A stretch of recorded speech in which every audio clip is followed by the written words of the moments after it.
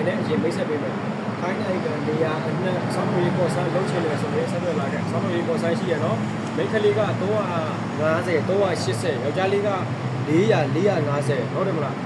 ပတ်စံတပြားမှကြိုပေးရမလို့ပတ်စံကတစ်လောက်ကိုတစ်ခါတော့မယ်ဆောင်းရီပေါ်ဆန်းဆိုင်ငွေကြီးရက်ပေါင်9ရက်ရှိမယ်နေရတာကသူ့မိုးတုတ်ကလည်းဖြစ်မယ်နော်နေရတာကသူ့မိုးတုတ်ကလည်းဖြစ်မယ်မလုံးနေရအနှံ့အကျိုးဖို့လုပ်ပေးတယ်ကားကစမတ်ခေါင်လောက်လဲဆိုရင်ကားကရောစမတ်ခေါင်အပီအစီ2000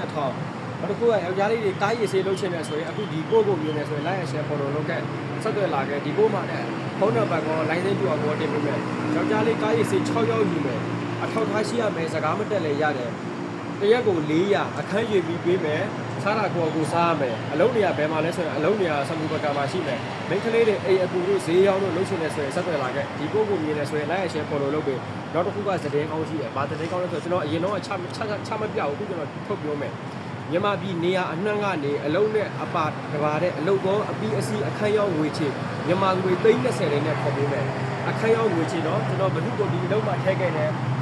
ဘယ်သူကိုဒီလုံးမှာပို့ခဲ့တယ်ကျွန်တော် line ပေါ်မှာဘယ်သူကချမပြဘူးဟုတ်ပလားတကယ်ယုံကြည်တဲ့သူရှိရဆိုရင်ဆက်သွယ်လာခဲ့မြန်မာပြည်ကနေတက်ချင်တယ်ဆိုရင်အလုံးနဲ့အပီးအစီတော့တယောက်ကိုမြန်မာငွေ